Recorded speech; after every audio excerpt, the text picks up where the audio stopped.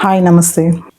కర్మ అనేది మన జీవితాలలో మనకు పడే ఒక శిక్ష కాదండి, అది ఒక శిక్షణ లాంటిది.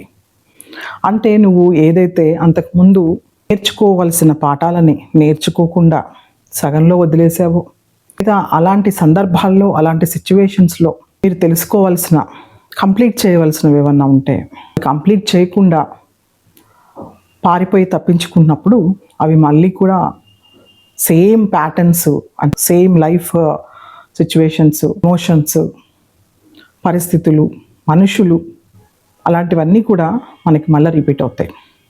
కర్మ సిద్ధాంతం ప్రకారం మంచి పనులు ఏవైతే చేస్తావో అవి వాటి రిజల్ట్స్ మంచిగా ఉంటాయి. నెగిటివ్గా చేస్తే దాని రిజల్ట్స్ ఫ్యూచర్లో నెగిటివ్గా ఉంటాయి. Nothing but cause and effect అన్నమాట. ఎప్పుడైతే మన జీవితాల్లో వచ్చే సిచ్యువేషన్స్ని, పరిస్థితుల్ని, మనుషుల్ని ఏవైనా కానీ మనము ఇవి మాకెందుకు వచ్చాయి అనేది ఒక ప్రశ్న వేసుకున్నప్పుడు మాత్రమే ఇది శిక్షణ లాగా మనకి తెలుస్తుంది. లేక అదర్వైజ్ మనం ఎప్పుడైతే వ్యక్తిగతంగా కంప్లీట్గా ఈ పరిస్థితికి, నా సిచ్యువేషన్కి నేను కాదు, కంప్లీట్గా వేరే వాళ్ళే కారణమని 100% నమ్ముతామో, అంటే ఆ సిచ్యువేషన్ రావడానికి రకరకాల కోణంలో ఆలోచిస్తుంది మైండ్ ఎప్పుడు కూడా బ్లేమింగ్ గేమ్లో ఉంటుందన్నమాట.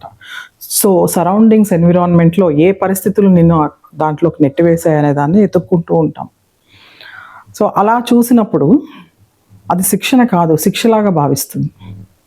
ఎప్పుడైతే అది శిక్షలాగా భావిస్తామో దానిలో నుంచి వచ్చే పాఠాన్ని మనం అది ఎప్పుడైతే నేర్చుకుంటామో అప్పుడు దాకా the same situations, same patterns మన లైఫ్లో రిపీట్ అవుతూనే ఉంటాయి.